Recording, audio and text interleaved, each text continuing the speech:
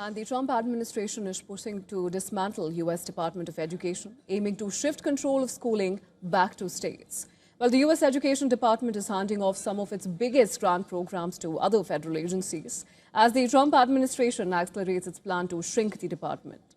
White House Press Secretary Caroline Leavitt said that to reduce the federal bureaucracy, the Education Department has entered into interagency agreements with the Departments of Labor, Interior, Health and Human Services and State.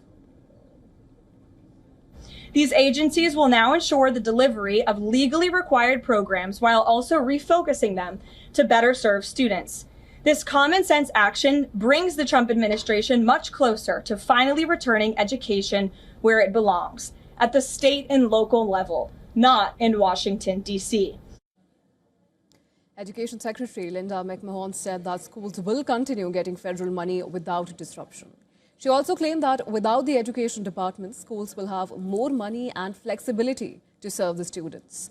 President Donald Trump had campaigned on a promise to shut down the agency created in 1979, and in March he signed an executive order seeking its elimination.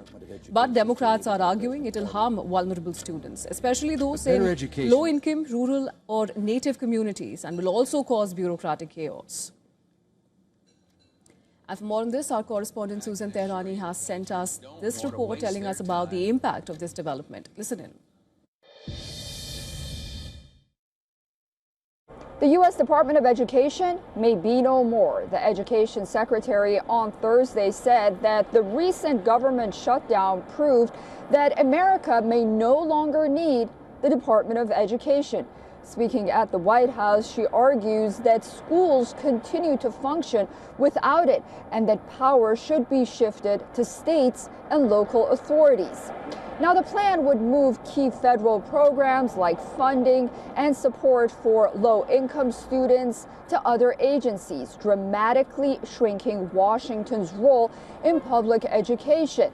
If implemented, it would mark one of the most significant reconstructions of U.S. education in decades, raising major questions about national standards, funding equity, and whether or not local control, even on the state level, will deliver consistent quality across all 50 states.